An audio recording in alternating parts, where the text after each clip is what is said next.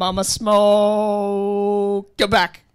Hi. Back on the program. Yeah. Slightly higher production values. With a little less, I've got a little less energy this time around. A little less energy. Why is that? Because I'm really pregnant. Make sure that mic is just a little closer to your face, if you can. Is Hello? that better? Is that better? I think that's better. Wow. You're very pregnant. Due date tomorrow.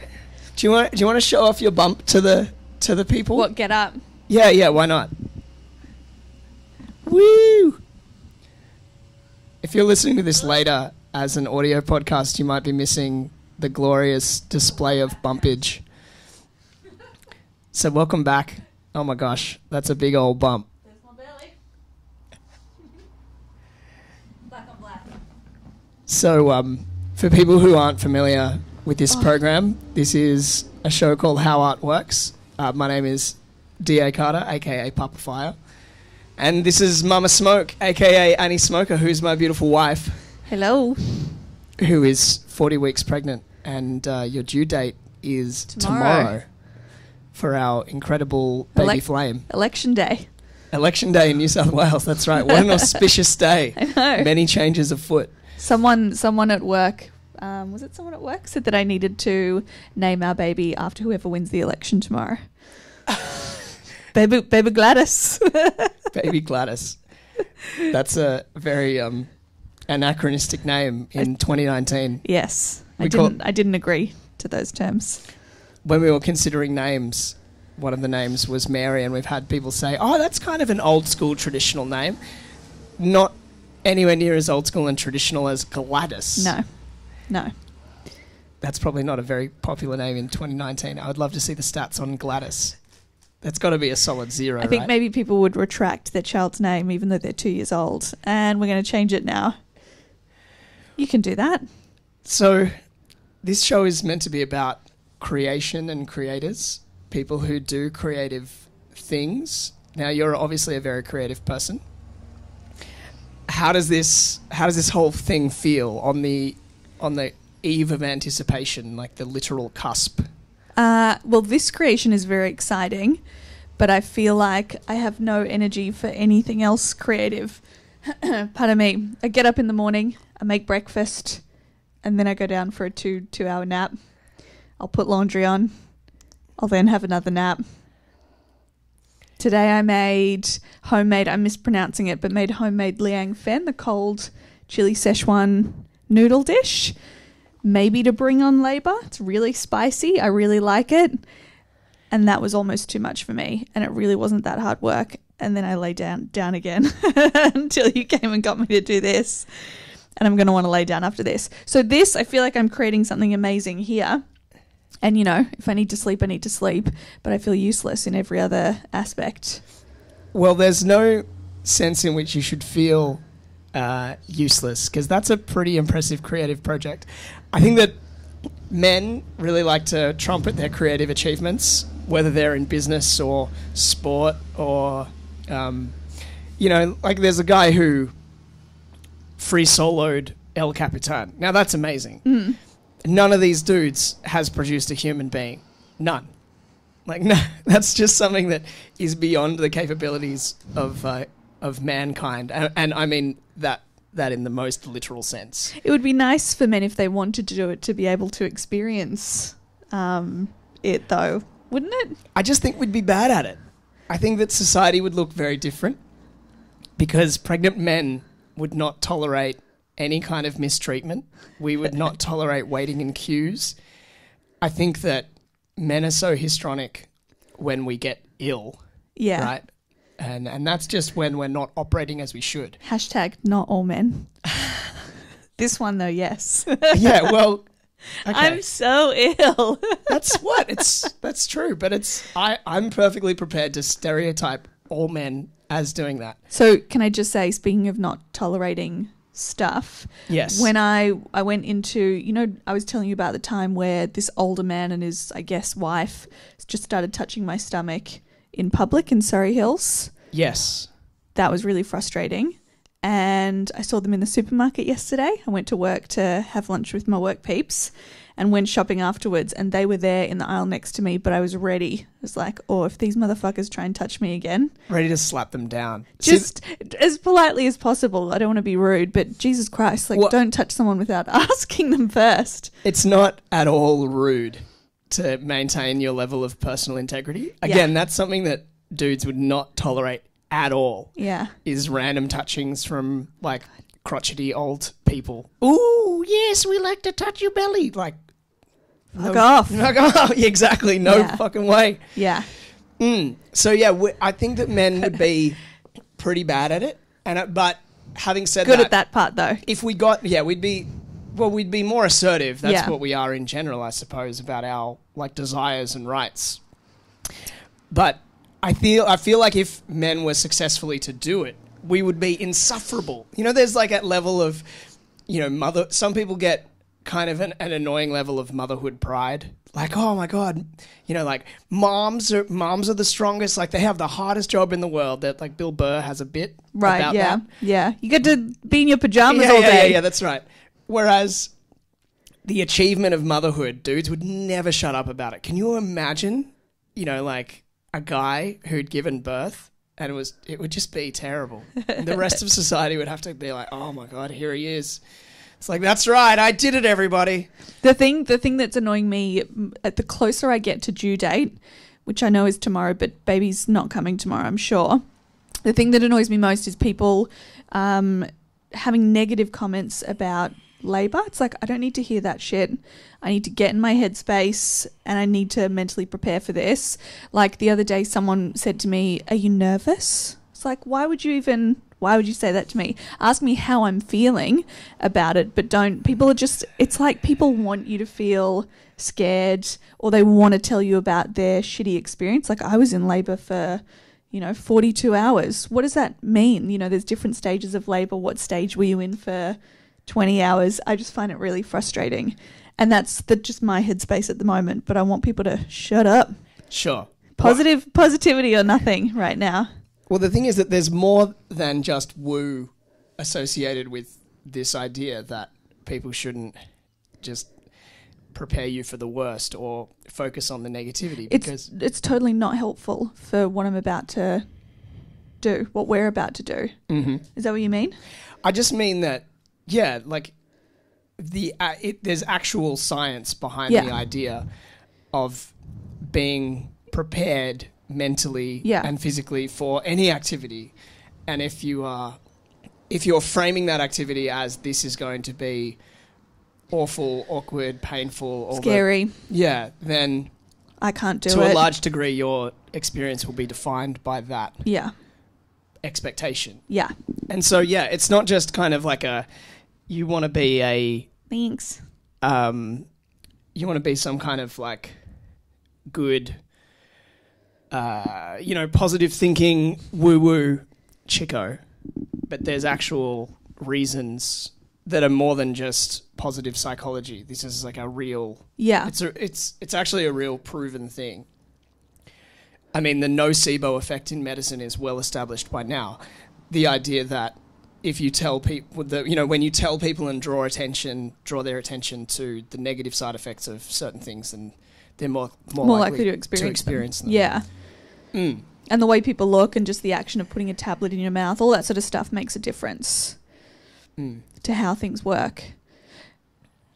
Yeah. So, congratulations. How do you feel? You feeling good? You feeling ready? Obviously, all of the negative elements of other people getting up in your grill aside, are you feeling... You have taken, as someone who's observed you've taken a very, active role in learning about it, and you're obviously obsessed with One Born Every Minute. Oh, yeah. The ultimate reality show. I can't get enough of it. And so, you are probably... I've only ever seen one pregnant woman get ready, but you've done pretty well. Thanks. I mean, I don't know how I compare to anybody else, but I just want to be able to... I just want me and us to be able to get through it with as little trauma, I guess, as possible. Mental trauma and physical trauma. So learning about everything that can happen and may happen is really important. Having a plan is great. We've got a solid plan, but who knows what's going to happen, and just mentally preparing so we can do it together.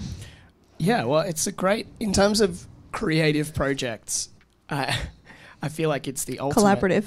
Yeah. Well, in terms of an actual collaboration, I feel like it's not an equal collaboration now at all. Not now. Not for 9 months of it. That's true, but even so, even if you sort of say, oh, but once it's out, you can make a larger contribution. Yeah. But I feel like, try as I might, I will probably struggle to get to half for the rest of the child rearing. Do you know what I mean? I feel like if I do say 60%, it's like 60-40. I still feel like the actual gestation and birth giving part is not worth, like, what percentage of that, you know, how far do you need to go during the child rearing to even match that? And dudes don't do it. I think you're giving pregnancy too much credit, though. I mean, this is, I guess, not easy is one way to put it. I'm loving being pregnant, but I'm ready to meet our daughter. But you know, important things happen. There's all these studies about how babies, what happens to them when they're inside you affects how they are when they're in the outside world. So, like, keeping stress down and all sorts of stuff is really important. But all the actual learning and who they become is going to be very heavily influenced by both parties, and you're going to play a massive, wonderful role in that. Yeah, I'm not denying that, but I just mean I still don't think that it's going to get to 50-50. Yeah, I disagree. Yeah, okay. Well, I mean, for me, it's a psychological analysis. It's not like there's no provable element. But when you say something like you're overvaluing pregnancy, I feel like that's something that's kind of impossible to even do. Yeah. Because it's fucking amazing. Just seeing someone grow, put on something like another third of their body weight. Yeah. To grow another person. And this is something that we all go through. But there's so little kind of analysis of it as a culture, as a society. I don't think there is certainly some level of reverence for motherhood, but do you think that like maybe there's sufficient? Do you think that that's because it doesn't happen to men, that there's not loads of studies and all sorts of stuff around it? 100%. Not to be anti-men at all, but I think that probably plays a big role. Yeah, if I've said this a few times, I think that if men were the ones who gave birth, the idea of giving gifts to children on their birthdays would not occur. Yeah. There's no way that, you know, the more children that a woman has, the more gifts she has to give throughout the year to these children that she literally grew inside her and then delivered with a great effort and intensity.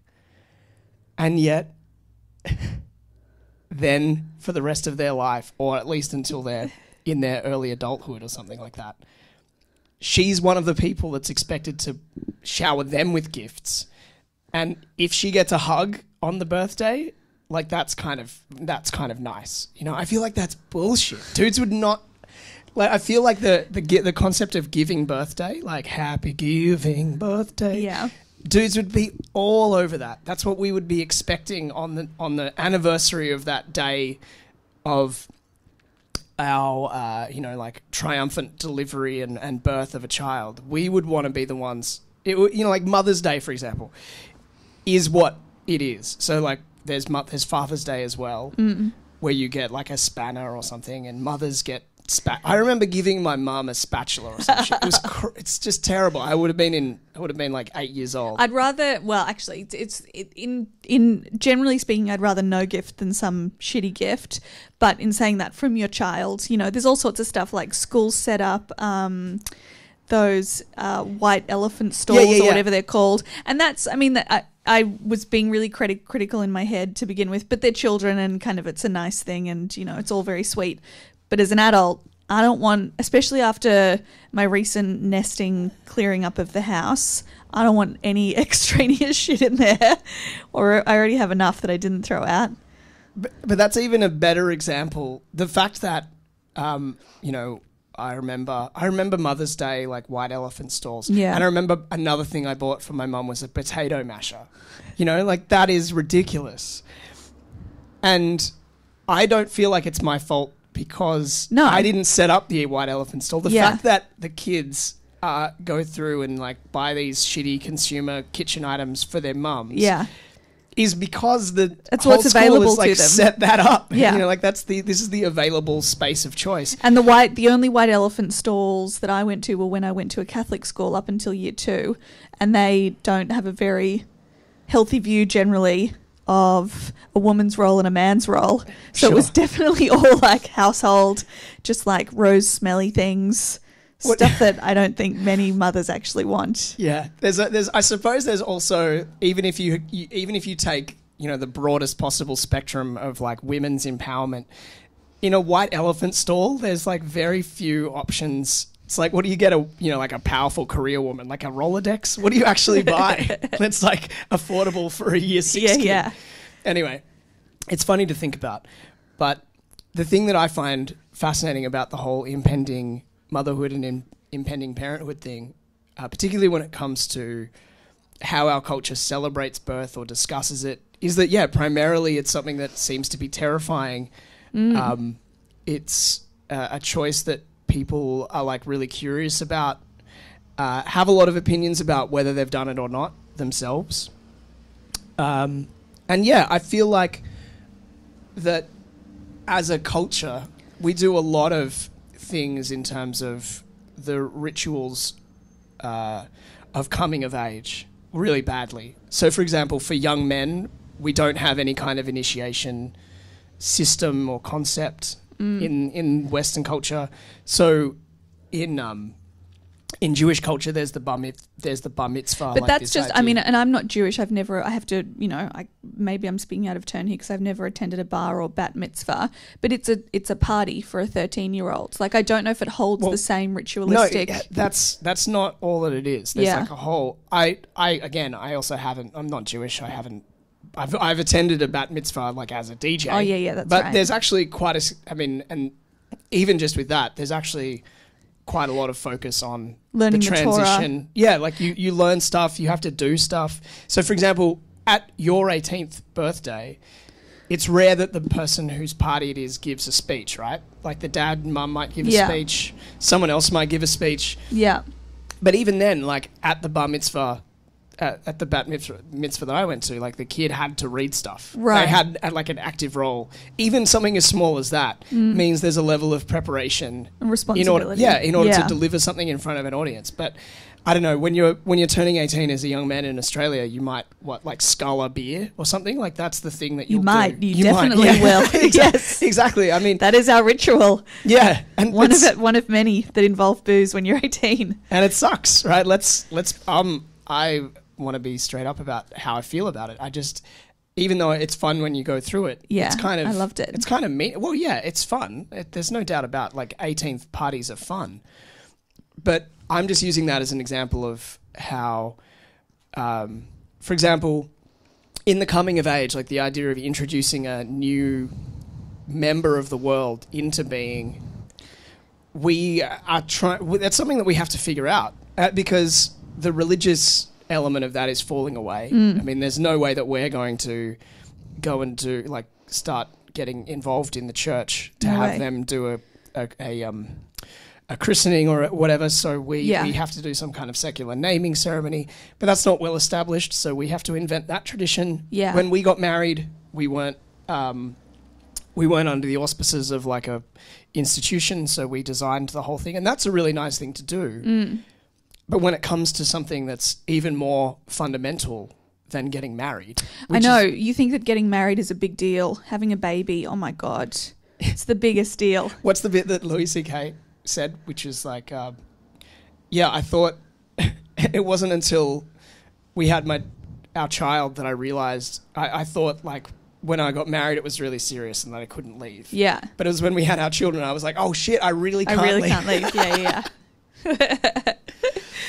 But I think, can't leave. We know that we're not religious, We also know that there is a christening outfit that's been worn by a few generations in my family. And so I think that's sparked with us. It'd be nice to do something, to have some kind of ceremony or a ritual that we might do with future children if we have them, that involves having the, the tradition of wearing this outfit that has been through my family, which I think would be nice, but not feeling any pressure to involve anything we don't want, i.e. a religious component. Of course, yeah.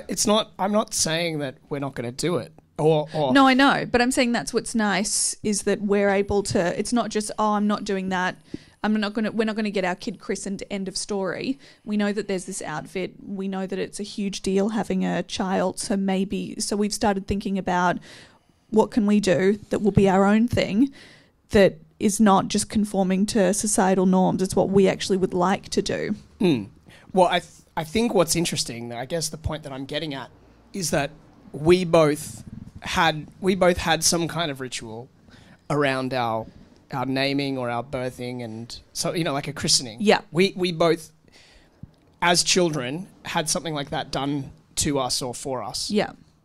And now, as adults, as parents, we're not just doing the same thing. No. That's a kind of interesting cultural pivot point, because you would assume that, I don't know what our kids are going to do, but you would assume from this point onwards that the church, it's unlikely that the church will be involved, considering the massive problems that the church has had just in general. I feel like future generations are not going to sort of look at people who are adopting Christianity as, I feel like it's going to ebb even lower. There's no way culturally that people are going to be like, oh yeah, the kind of, that whole molesty brigade, sweet, yeah, like they know what they're up to. Let's go back. But do you think it's easier? I think it's easier being in like a Western white culture to not do things that you don't want to do, much easier than it is from some ethnic backgrounds. Like when we went to our birthing class, and there was the Chinese woman who was like 30-something weeks pregnant, and she was talking about the expectations of her when she gives birth, and things like she's not allowed to get out of bed for 6 weeks. There was some period that you couldn't shower for. Everything gets done for you, and it's not what she wanted at all, and it made her quite unhappy to think about that as something she was required to do. But the pressure from her Chinese parents was so strong that you just went along with it. Whereas I think there's good and bad with it, but coming from a Western culture where I grew up in a street where I didn't know my neighbours, it was just our small family, we didn't have any extended family. There's bad with that, but also I felt more confident as an 18-year-old once I was, legal drinking age, to go, fuck this, I would like to do what I want to do, and I'm going to do that, whether or not my parents approve, whether or not society approves. It's kind of easier for us. Yeah, there's no doubt. I feel like, one thing that our culture and Western liberalism, with a little L, obviously, is all about, is individual choice and forging your own path to happiness and life, liberty, and all the other stuff that goes along with that. So not being bound by tradition is, that's what our culture is, I suppose. But having said that, I feel like when you do have a culture which is, non-judgmental about how you do almost everything, that it leads to a certain level of confusion about how, what actually is important. And I think you have to find that out for yourself. And I wouldn't want to dictate to anybody and say, look, I'm having a kid, that's the most important shit there is. But, that's actually how we all got to be here. So it kind of is important, being born. And I think, not to, again, be judgmental about other people's family situations, but I think it is pretty good if you have two parents and you have a solid foundation and you have that. I mean, that's what I had. Yeah, it works pretty well for me. I'm pretty sure I don't want to be judgmental about statistics and stuff. I don't know the data, but I know that my experience was good, and it seems just intuitively that one person trying to do the job of two people when it comes to child rearing would just be more difficult. It would be harder Full for stop. the individual, yeah. Yeah, and so having said all that, we are a permissive society. We're a culture where, anything goes and people shouldn't be judged for that, and that's great. But we also aren't very good at actually acknowledging, well, these things are important before you start a family.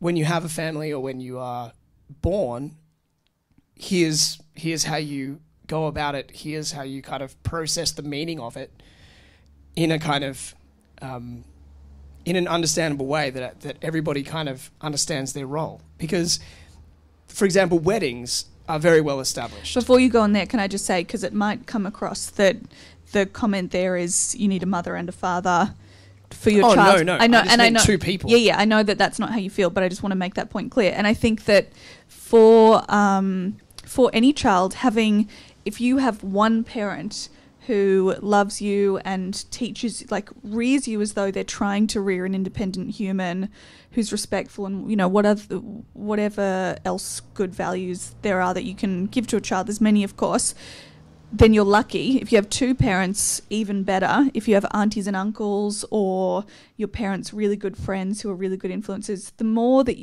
adults you have that positively influence you, the better you are. It doesn't matter if they're your biological mother or father, your auntie or uncle, your gay parents, whatever. You're lucky if you have one good parent. Yeah, I agree. And anything else is a big bonus. I'm explicitly issuing that caveat, which is that it doesn't matter. Yeah, I'm not being judgmental about it. I know that you're not. My experience, just to make it clear, seems to be just again. I'm not even citing any studies. I don't know what they are or whatever. But yeah, two people seems to be easier than one. Though the type of parent that you could have two parents that are both terrible. Yeah. That are not as good as one, really committed, engaged single parent. I mean, and the number of family structures, I'm not trying to assert that there's some level of superiority or ideal shape of a family. I mean, and if you're polygamous and you have 3 or 4 or 5 parents, I mean, geez, if you've managed to sort out that situation and good on you. Yeah. Because that's just a lot of inbuilt babysitting just right there. The calendar for those people. Oh my God. Yeah, I know. What would that look like? More power to you, my poly friends. So, yeah, I guess what I'm trying to get at is that when it comes to weddings, even though you can have a more secular type of wedding, that's kind of you can do those things in a park, and it's well understood what's happening. There's costume, there's dress, and you can be out and about on a Saturday or a Sunday in really nice, beautiful places around Sydney and see people who are having a wedding in a park. Should we have our baby in a park? Well, I'm talking about christenings or whatever. Yeah. So what I want, and this is neither here nor there, but it's just an observation.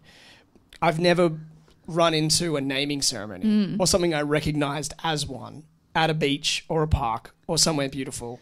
And so that's kind of interesting to me. The idea that are people who are secular just not doing it, or are they doing it and I'm not seeing Maybe it? They're just too tired. If it's not happening in a church due to tradition, then it's probably not happening. Right, and that makes me a little bit sad. Yeah. Because for all the foibles of the church, there's a kind of niceness. There's a niceness to the idea of being introduced for sure to the world. This is your name, welcome, we love you. There's a niceness to like-minded people gathering together. There's a niceness to the Aesop's fable style writings of the Bible, trying to teach you good lessons. Then the problems come in where people do all the bullshit they've done with religion. But the essence of it... Can we be explicit? It's the kid fucking, isn't it? I think that's the biggest problem. Ding, ding, ding. Yeah. It's the actual rape of children that most people have the problem with. Yeah. If I'm perfectly honest. Sorry. Then there's many other things as well. But yes, that's recent hot topic. Yeah. Sorry, I just adjusted your microphone so that people can see your lovely face. Now, once you've given birth. How are your I'm going to thoughts? give birth. It's You're going to give birth, right? It's so crazy. Let's talk. I mean, I can't believe how focused you are on it. Jeez, Annie, just get over it. You're going to give birth and stuff. All right, jeez. But so, when you're, once that's done, check that off your little to-do list in the next couple of weeks. Do you have any thoughts about how it's going to change your approach to the things that you like to do cooking wise? And no, I've had a lot of people ask me, are you going to start your restaurant again? Are you going to do this, that, and the other thing? And the answer to everyone and everything is, I don't know. I don't know what it's like to have a baby. I don't know what my body's going to be like afterwards. I don't know how much damage is going to be done. I don't know how tired I'm going to be. And if anything like that happens, which some of it certainly will, how long that period of time is going to last. So I'm just very, let's just wait and see. And I'm sure the baby will be an inspiration for making cute baby clothes. I'm already thinking about burning seed this year. Got on my festival fabrics to make some stuff. I think I'll potter around and do things, but it's open-ended, and I'm just giving myself a wide berth to see how I feel. Can I just point out that it's puntastic. Yeah, just unintentional. Unintentional pun. Wonderful. So, because I feel like pre-pregnancy I achieved a lot. I was doing things that made me really happy, and none of that's changed. Like, I'm very happy. This is the most, especially being an IVF baby, it's the most amazing thing that I am pregnant, and I'm just eternally grateful for that. So there's no regrets about anything, and I don't feel like I'm not achieving by not running things, not running my restaurant anymore. I would like to get back to it or something like that, but when that happens, I don't know. And I'm not really fussed, and I'm not putting pressure on myself, and I'm not going to feel like a failure if I don't restart it and I just manage to go back to work and have a baby. It's all just, it's going to be different. So we need to just wait and see, I think. So that to look at our headless dog who's just joined us. Hello, Jimmy. Jimmy had surgery. Oh, is he on camera? There he is. Yeah, big yawn, buddy. He's on camera. If you're listening to the audio, our apologies. Our dog is adorable and has just entered the room, and he's on camera there in his little bonnet because he's had a hematoma in his ear, and he's got stitches in it. Poor little guy.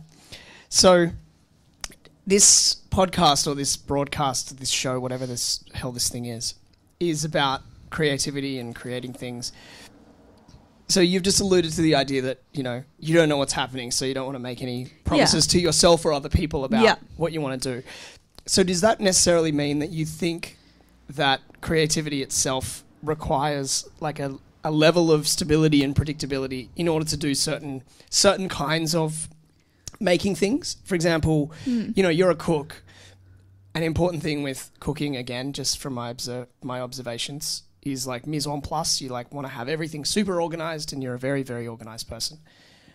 And you need to be able to plan things. You need to be able to manage your time. You need to be super focused. You need to be not distracted. So do you think that there's necessarily that it's more difficult to plan and execute creative projects when the future is uncertain? I think it depends on what kind of creative outlet you have and how you function. Some of my best ideas have come from when I've been on my own, just with pen and paper, thinking about something, or just with time to think about things. And that's where my brand name came from. That's where a lot of things came from, just sitting alone. Well, just so we're clear, the name Mama Smoke was... the tagline, not the brand name. Oh, right. The Yeah. tagline. Because the tagline shouts out to Angela. Name. Shout out to Angela, Our compatriot from Burning Seed, because I was trying to give you the nickname Smoke at Burning Seed, and she was like, nah, that's just too harsh. You've been like our mama. Yeah. And then Mama Smoke was born. So shouts out to Angela on the Burning Man 2017. Yeah, it's stuck. Extraordinary crew. And the whole Moon crew, let's be honest. Nathan, Tom, Jez. Everybody. Superstars. Yeah. So, getting back to the question, predictability, stability. I think it's hard. I think for me, I can only speak for myself. There are artists out there that are, the poor starving artist types who have no choice but to go out and create so that they can earn their literal crust. Whereas for me, I quite like that I have a full-time job, not anymore, have a full-time job, have a certain amount of money coming in every week, and I can just do with that what I will. I function better when there's not the pressure. I wouldn't want to enter into something that was my primary source of money that was creative with all of that pressure of shit. I've got nothing supporting me financially apart from this, because I think it's very... and that works for me. It doesn't work for some people. Some people function better when... And I respect people who are like, forget this, I hate doing X job. I'm just going to go all out, be a poor starving artist for as long as it takes for me to make it on my own. It just works for me this way, where I have the stability, I can pay my rent, and then I can do whatever the hell I want. And then it's all just like cream on the top. It makes me really happy. It's this additional thing that's added to my life. And I don't need to make money off it. I can just have fun with it. And that includes like not just food. It was nice to make money off that. Oh my God, it was so nice. And it made me feel really good that people were willing to fund my creative outlet. That's just amazing. Because I think anyone who's creative has a lot of experiences, no matter how much experience you have had, where people just try and take you for a ride, agree to pay you a certain amount and don't pay you, or whatever it is. That's an ongoing issue, and you get better at dealing with it. And I don't know, it's just lovely that people came here and paid me for my services and then really enjoyed it. Well, you were doing the thing. Yeah. And you're really good at what you do, which is cooking amazing food. And, Thanks. And you had, as someone who sat down and has eaten the entire... degustation. 12-course degustation that you created, and I did that 3 times. Yeah. Which probably... I think I've probably done it more than you, right? You've eaten your food and finished completing dishes probably a lot more, but you had to cook them, right? So as a guest, I was probably the most regular guest. For sure. Definitely. And I feel very privileged to have done that, to have been in that position, because I think few people can have the full appreciation of what you do as me, because I knew you before you started cooking vegan food. And if anything, you've gotten better, which is extraordinary. Thanks. I think so. It's more there's more brain power in doing something that is not the norm. There's more energy involved, and it's more creative. So I love it even more. Like, I tried to make creme brulee the other day. Who the fuck makes vegan creme brulee? So taking on tasks like that and trying to make something successful, it doesn't always work, but it's more rewarding because it's a harder task. It's easy to put cream and eggs together and just not overcook those eggs. That's the trickiest bit. But to take the necessary items, which is all from animals, to take that out and try and do something with non-animal stuff I love it. Yeah, your creme brulee's delicious. It tasted good. Needs a little work. Got to thicken it up a bit. That's okay. Next time. No, but these people don't know that. But I feel like there's a long history of constraints in artistic work being an important element. So, where you reduce the number of colours you can use in an artwork, or you, if you really tighten you reduce the number of techniques. Let's say you're just using dots in a painting, or you're using... Watch out, you might get in trouble for that. Three colours. There's all kinds of evidence that... I think even the white stripes, for example, are a good example. It's like just guitar, drums and voice, where you are in a situation by necessity that you've reduced the number of elements in your creative output. And so do you think that vegan food is kind of like that? Like, is it obviously you're doing it for both, ethical and environmental reasons, but do you think it has a similar, you've just described a similar impact? Is it like, is it like choosing a really particular rigorous style of art and then focusing on that? Is that why you think it's better? Or are there other elements to it as well? I think that it's just, I think because I have those constraints that I very happily put on myself, I want to eat delicious food. I didn't stop eating meat and dairy because I didn't like it. That stuff is fucking delicious. But there's very good reason to not consume it. And so I think the reason I have some success with what I make is that I haven't forgotten how delicious that stuff is.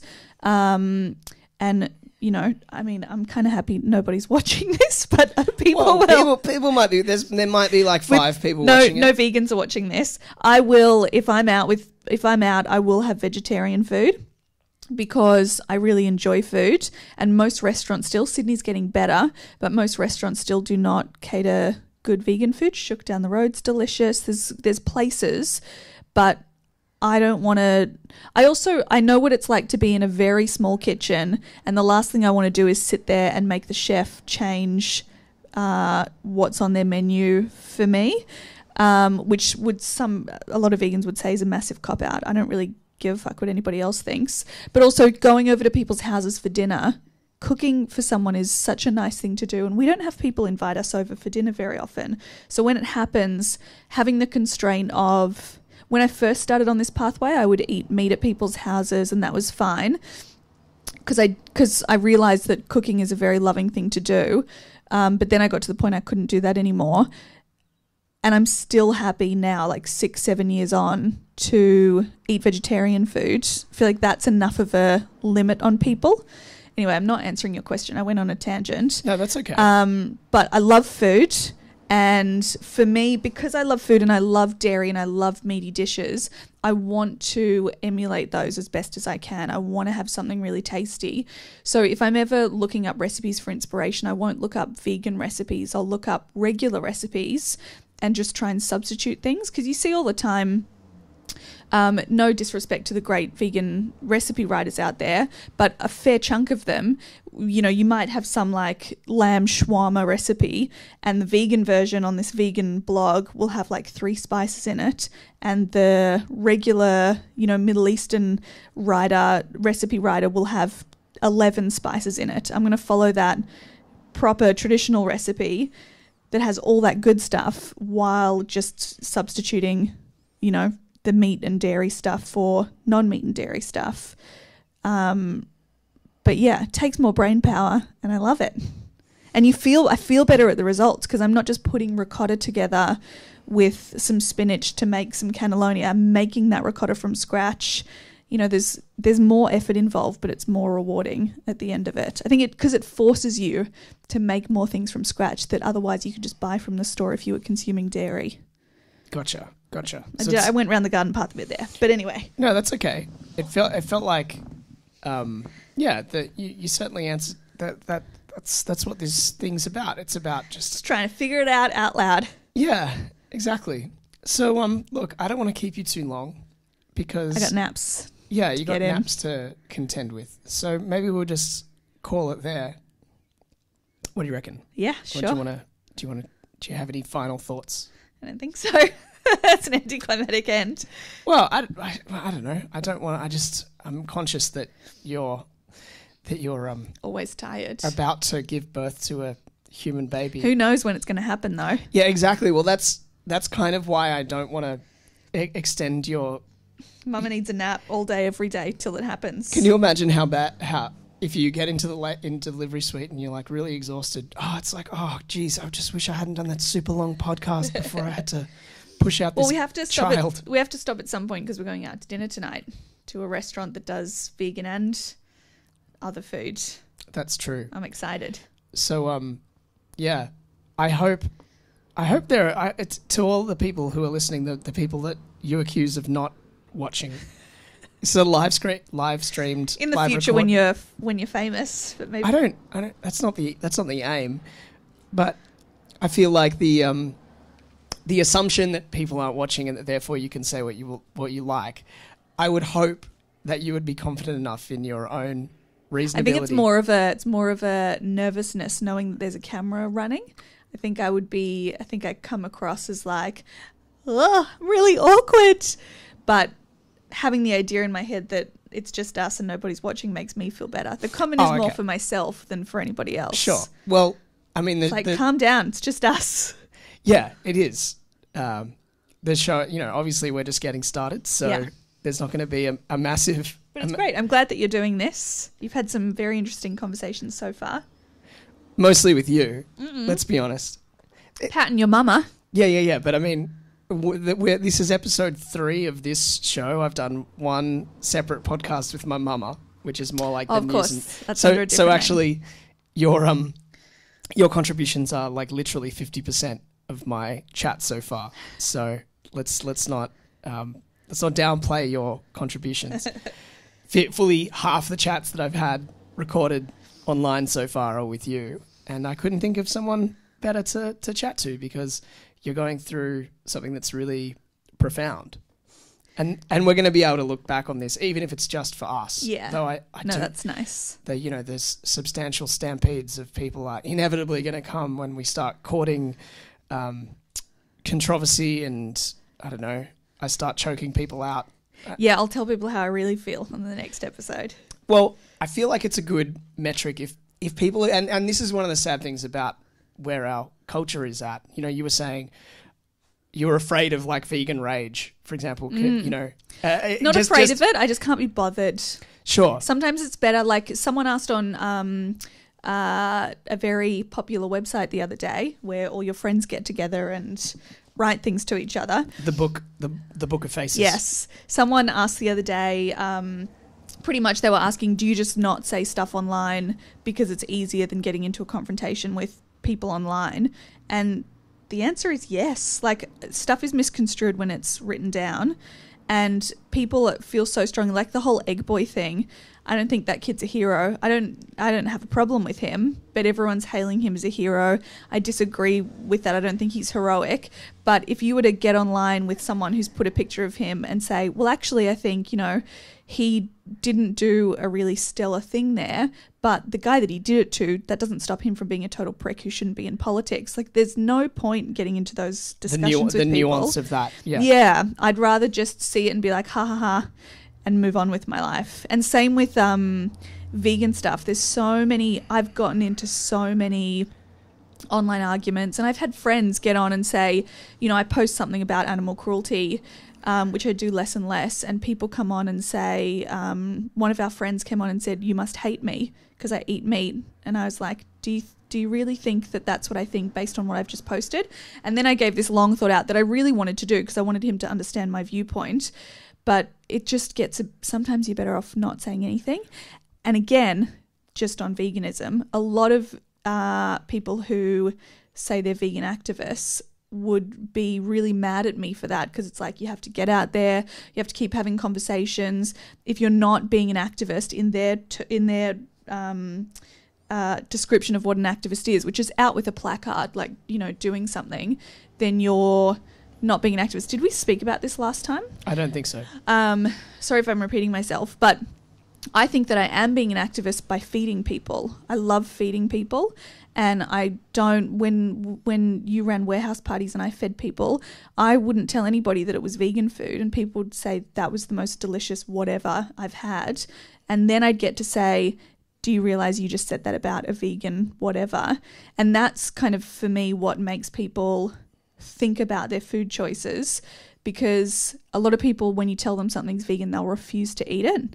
But if you just let someone enjoy food and then plant that seed, or at least have the discussion, rather than planting seeds like I'm going to go out game changing, but at least having that conversation that's not argumentative. It's just, this is why I think this way. I'm not here to yell at you. And I ate meat for the majority of my life. I get it. Is my own form of activism, and screw anybody who thinks otherwise. I think you haven't discussed it with me on a microphone. Yeah. But we've had this discussion before as human beings. And it's that matches very well with my attitude towards activism, and what I was inspired by many years ago when I was, I think I was having a doobie and I was watching TVS, like the old TVS, Sydney yes. community station. I mean, listeners and watchers may not know what TVS was. But anyway, I was watching it very late one night, and there was an interview with the founder of the critical mass cycling movement. Oh, yeah. Those cyclists who go and do epic protests, and they choke up whole cities with just thousands of cyclists. And he was telling his story. He was telling a story about he was like a classic placard waving angry activist who would go to like the World Trade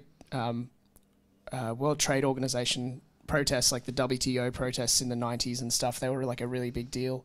Anti-globalization, all these like massive campaigns. And he was getting really frustrated, and he was not very well, and he was smoking and had like a terrible lifestyle. It reminded me of our good friend Tim Davis Frank. The idea of someone who's like a super passionate activist but doesn't have the healthiest lifestyle themselves, and they justify that by saying, well, you know, like I'm not eating right now because I'm working so hard trying to make a change. Eventually he had a breakdown, and then he kind of burned out and decided to take a break, and he moved out to a rural area and he started changing his whole lifestyle. He quit smoking.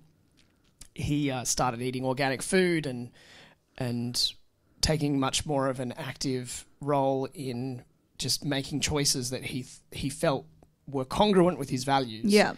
And as a result, he built up all these connections with like a real community, and cycling was a big part of that. And then he had this big network of people, and he started organizing cycling protests, and he had earned all this community support and trust. And then he just kind of started critical mass, and it went from there. And it was like the how does a cycling protest work?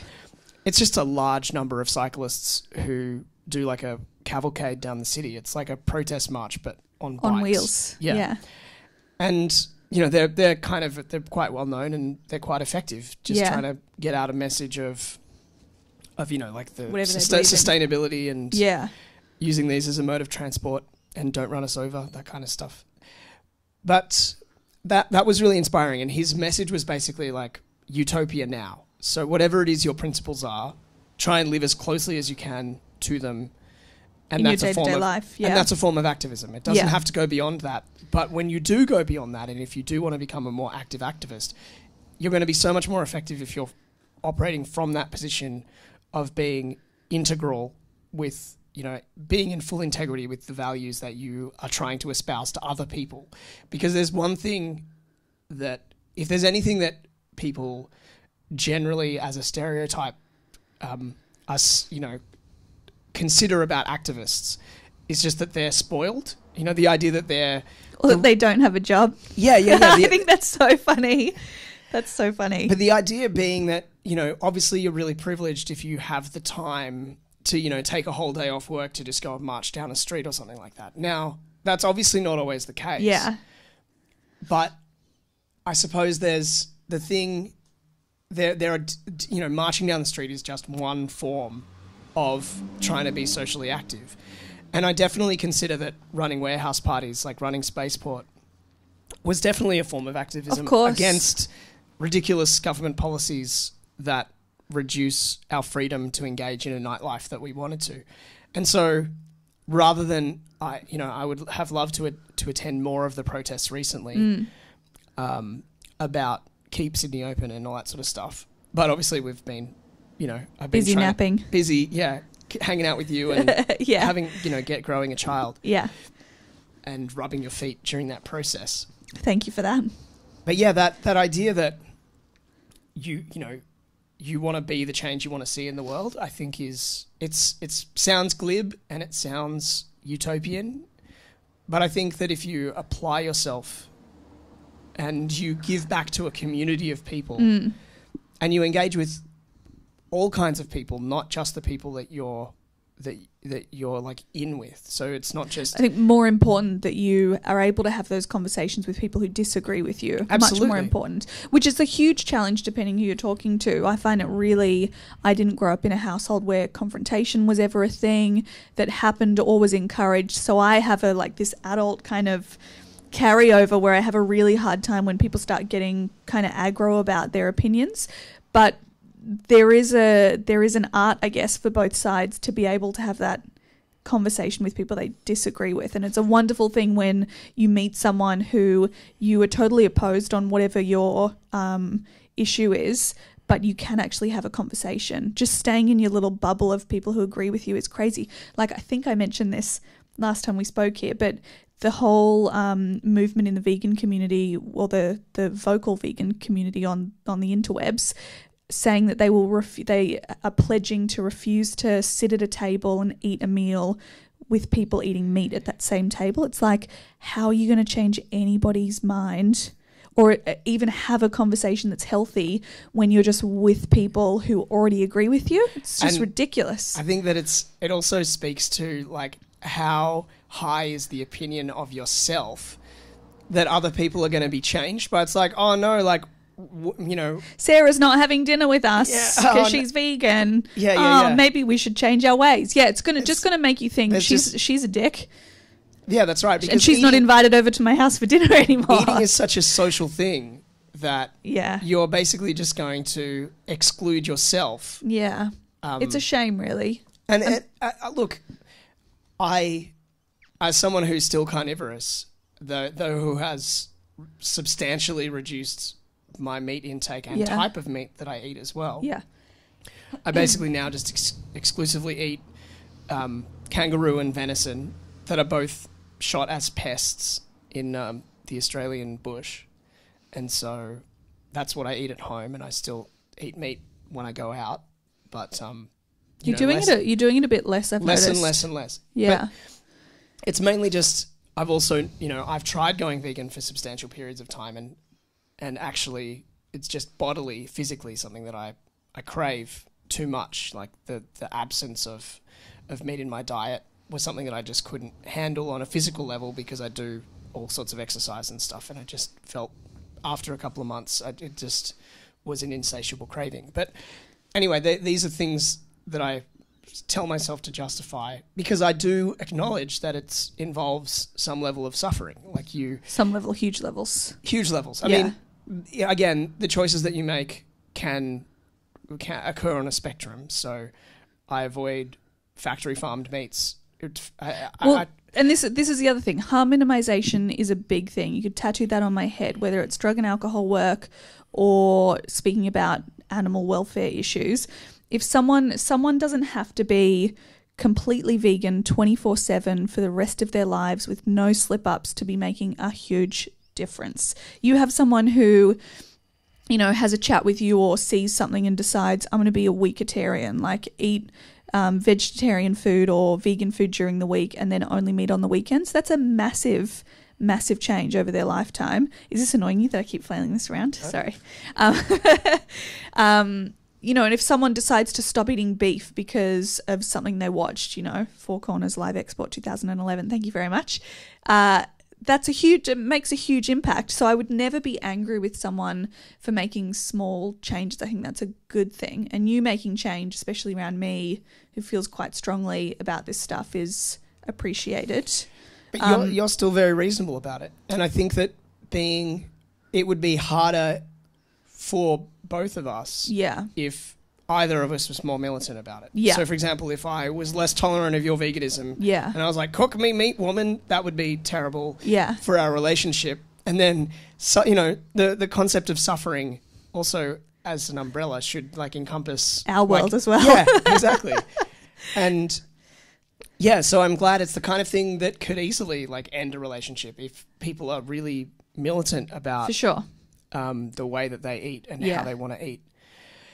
But luckily we've both remained very sensible about it, and I think that's important. And it's a good lesson about how, being the most effective activist and being happy in your personal life, I think are also, you want to decide which is more important, pursuing the goal at this ideological goal or this philosophical goal that you have to change other people, or actually, living a satisfying life yourself. Yeah.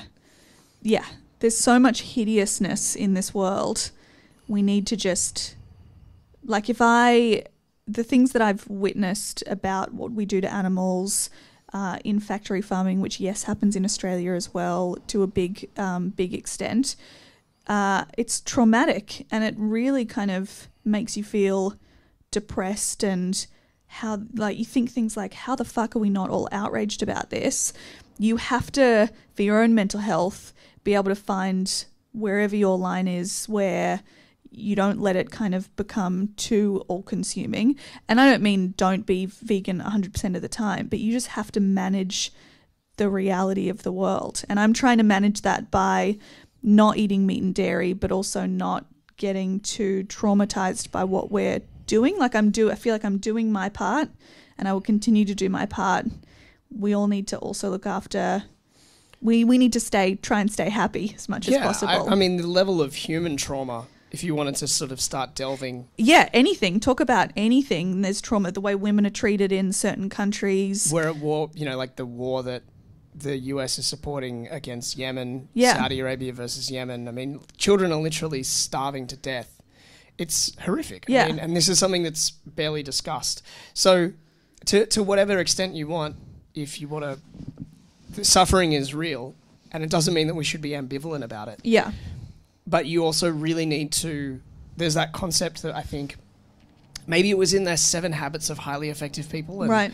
I don't know if self-help books are necessarily always the best place to turn to for great philosophy, but the one concept in there that I think worked for me was the idea of like a circle of influence and a circle of concern. Yeah, yeah. The idea that you have the power to change things within your life. Absolutely. Like that's the largest circle that you have to begin with. Mm.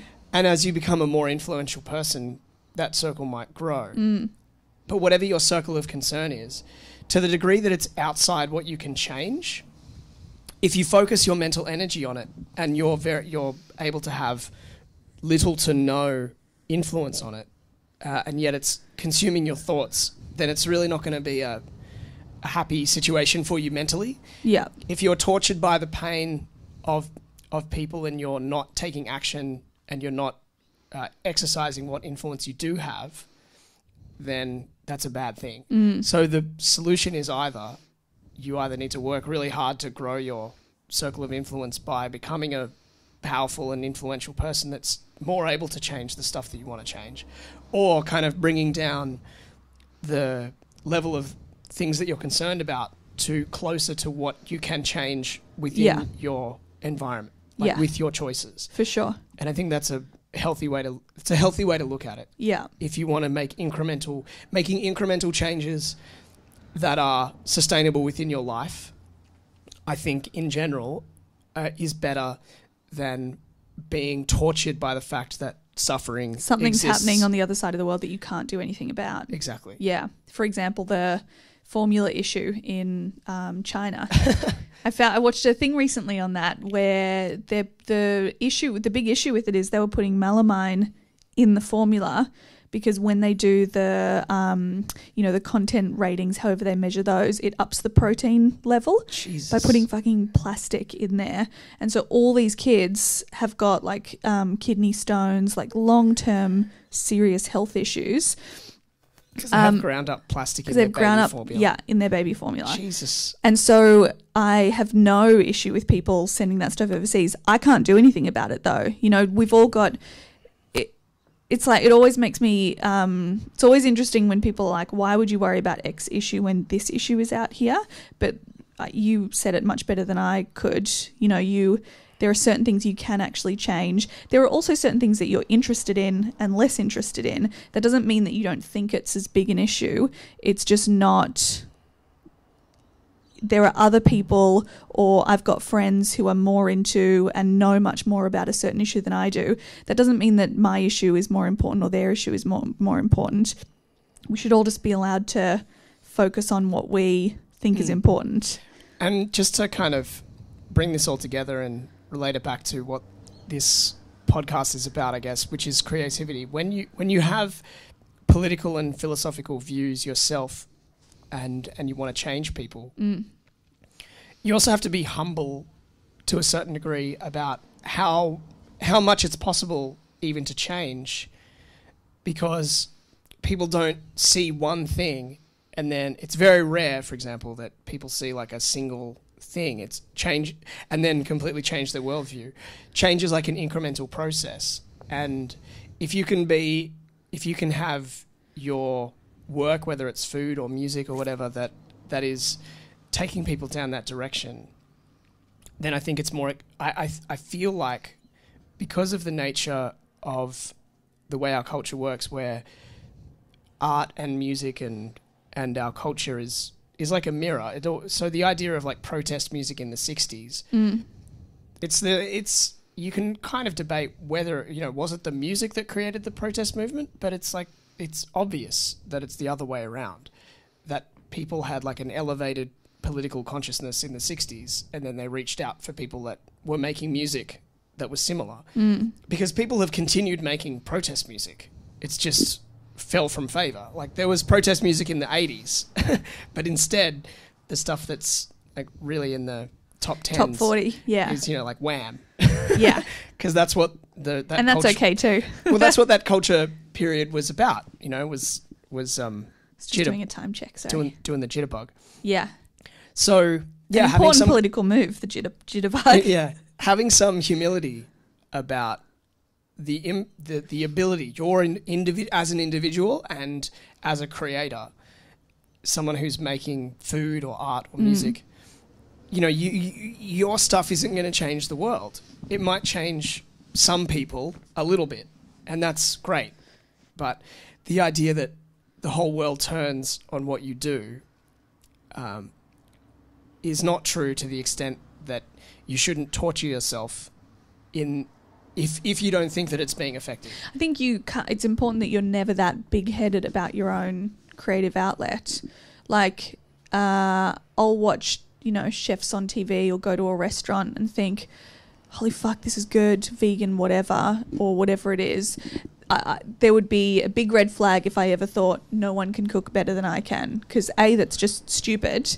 But some people with, creative outlets just think that they're the best thing ever. I think that ruins your artwork rather than helping you create more and better into the future. There's someone that I spent a great deal of time with, not in a creative context, that had the opinion that they were the best, in their chosen field. Right.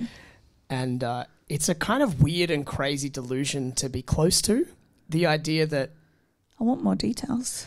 The idea that you believe that you're like the best musician in Australia. Yeah, it's nuts. And that you're... And that somehow... But even if you are, it's not healthy to have that idea about yourself.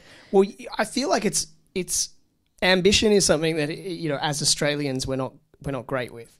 And I think the idea that you could aspire to be great is good. But the difference between saying it and behaving as if you are, and particularly even worse, is if you're not recognised as one of the greats and yet you feel like you should be and you behave like that's true, then you're just, it's super gross. Because I was literally around that for weeks. Yeah. Quite recently, in close proximity with someone who believed that. Ooh.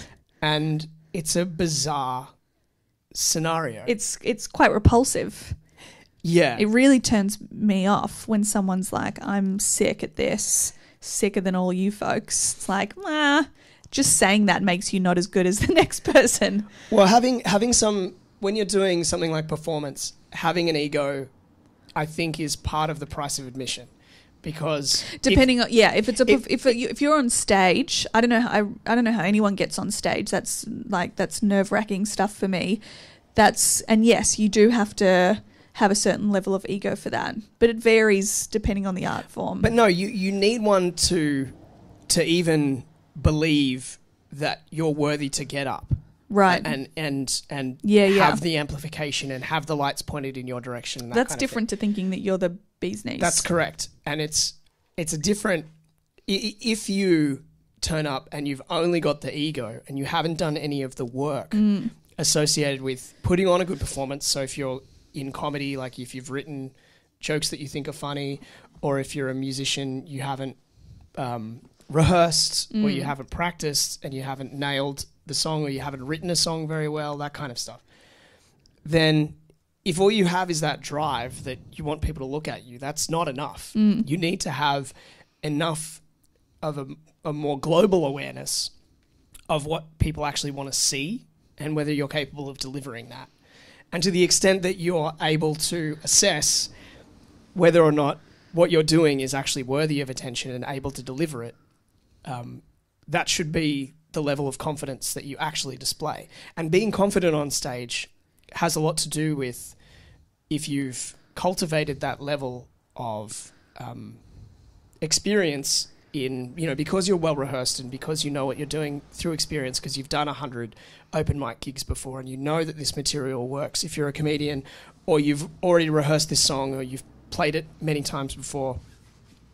Because if you're in an audience and you see a performer, the audience wants them to succeed. Like, they want to be entertained. You don't want to be awkward as an audience member. Yeah, and what creates awkwardness is when people don't have the skills to deliver on their particular performance that they've set the stage for. I think, I totally agree with you. I think, though, some excellent art is excellent because the artist has not concerned themselves with what the audience might want. They're just doing their thing and it happens to be really good. So what's an example of that? I don't know. I know I've seen stuff, but I can't think of anything off the top of my head. A good example is like maybe Muggsy, for example. Oh, I don't think he's a good example. No, I think he's a great example where he's doing his thing, and part of what makes it compelling is the kind of implicit ego in that he clearly thinks he's sick and he's not, but the content of the music. And if you've never heard of Muggsy, oh my God, check him out. He's one of the best, worst rappers out there. It's like unintentionally hilarious gangster rap from Australia. What works for him is this is so bad. Is he taking the piss, or is he just really bad and thinks he's really good and he's serious? Either way, it's either funny. Either way, it's funny. But what works for him on top of that, you're not just laughing at him because of what he's doing. It's also entertaining because his songs are catchy, some of them, and you end up just having them in your head. And they're catchy because it's comical in a sense, because the timing is totally off, but you get them stuck in your head. I think that in particular, there's a reason why Lonely Island as like a gangster parody, hip hop concept works really well. And that's very intentional. Like those guys that make Lonely Island, they went out with a plan. Yeah, they're highly intelligent. And they fully understand these are the tropes of gangster rap, and we're super white, and we're gonna adopt them all. Yeah. All of the braggadocio, all of the bombast, and we're gonna make fun of it because rap, any genre that becomes familiar enough to people, you can pick out the elements that make it formulaic. And if you're smart and you like to parody things, then you'll remember his name. I think he deserves a comment here. Remember when we used to go to art party and there was the guy, the spoken word poet who did this is what a spoken word poem is. Yeah. That was Phil, what's his name? Good. Yeah, he was the Australian Poetry Slam champ. Was he? Oh my God, that was so good. Yeah. Phil, and he just picked out, this is what everybody does as a general thing when they come up on stage. There's that moment of, there's the head down. It was just brilliant. Yeah, of course. I am a slam poet. Yeah, I know. What's his name? Phil. Damn it, I've forgotten his surname. I love that guy. Yeah. But yeah, no, that's a great example of someone when you're, his name will come to me, when you're familiar with the tropes of a genre, you can parody them. But the opposite is true as well, and this is what makes Muggsy so hilarious, is with Muggsy, you've got a guy who's doing the tropes of the genre not as a parody, but because he's trying to actually do the thing. And the idea of someone from, where's he from? He's from Copacabana. In beautiful northern New South Wales on the Retirementville. Yeah. So the idea of that place actually creating an actual gangster is hilarious. Yeah. To begin with. And then the other thing that is the key to his success is that his beats aren't terrible. Like the beats that he's got for his projects actually aren't bad. Right. They're like kind of typical gangster fare and they sound all right. The key to his success, how many listeners does he have? He actually has heaps. He has way more than me. Good for him. He's got like 11,000 likes on Facebook. Good for him. He doesn't have... He certainly, like... The problem is that there are other Aussie kind of bad rappers. Like, what's that other guy's name? He's from Melbourne. What about who Stitches? ended up... Stitches, though... Stitches is another case entirely. Like, He's where a that guy God-fearing is- human now. Well, yeah, he's been found changed. religion. He's Yeah. been changed. Look, artists can change. Yeah. Honey. They can change. Look, this is descending into a roll call of just our favourite art. Can we go listen to Muggsy after this? I guess we can. So, look, we'll put links in the description of this show Oh, that's a good idea. for some of these artists that we're referring to. God damn it, what's his name? Phil... Yeah, sorry, I was sure that you would. Yeah. No, remember. I just forgotten his... I feel terrible because he's a... I'm just blanking. And... but anyway... yeah, I'm not a slam poet. We'll put a link to Muggsy. We'll put a link to... Stitches. Oh God! I think like this is so funny. It's like a show that's like in its third episode with like less than maybe a couple of hundred views. Shout out to. Yeah. Well, it's like, guys, we'll let you know about this artist called Stitches. We'll drop it in the comments. Yeah. Like, we just want to give some shout outs to this up and coming. I think he's got 19 million views for that song, something like that. Oh, no one's like. I don't think anyone's pretending that they don't know who Stitches is, but it's just, brick in your face. That deserves a link, I think. Sure. I'm not saying no. And it's like, have you ever heard of Lonely Island? Anyone out there? This is the we're getting you in on these big cultural secrets. Oh. Getting kicked by a baby. Anyway, yeah, so that's Is there a link for that? That's probably a good time to wrap this up. Okay, let's eat I a suggested snack. that we wrap this up maybe like 20 minutes ago, half That's an hour how it ago. goes. Anyway, so thank you so much for coming in to be on the show, Annie Smoker, aka Mama Smoke, the Thanks for having me. extraordinarily pregnant vegan cook and my darling wife. So thank you so much for chatting about all of the things that have been on your mind with regards to creativity and childbearing. Bear Bears. Yeah. So that's it for another episode of How Art Works. Please join us next time. I don't know who or what we'll be talking about, but it'll be a thing. Yep. So yeah, if you want to keep following Mama Smoke, it's at Made by Mama Smoke. Yeah, on Instagram. On Instagram or mamasmoke.com. And if you want to follow me, it's at It's Pupafire, ITS Pupafire on all the places like Instagram and Facebook and whatnot. And is pupafire.com up and running? Not quite. It's coming. It's coming though. I just got the .com. Take that. Nice. It's pupafire.com.au right now, but I haven't really even put stuff You love up the about removal show. of .au. I like .au for an Aussie website. Yeah, but I mean, Just if you want to saying. be more legit, you go Well, if you want to be more global, but I like you look stuff up, and I love when I see the AU, you automatically know it's an Australian. Like if you're going to buy something, it's in AUD, it's an Australian brand. Makes it easier. Anyway, Yeah, okay. we could talk about that for a while. But you're selling food to people. Yeah. It's harder. Yeah, but I want them to know I'm in Australia Yeah, but, so they can get here. well, it's just, you're thinking too small. Mama Smoke could go big, could go global. Anyway, thanks so much for tuning in. If you've watched this live or you've listened to it later. Oh, if the baby doesn't come in the next few days, maybe we could have a Hot Ones chili challenge. They do say eat a hot curry to get the baby going. Do you want to do a pregnant Hot Ones shout out? Yeah. Okay, that could be the next episode. Anyway, stay tuned, ladies and gentlemen, for a potential upcoming show involving chili and childbirth. Yeah. Could be. Look, we could live stream the actual birth. That could be quite the thing. Anyway, thank you so much. Thank you, Mama. Thanks for having me. High fives. Let's go have a snack.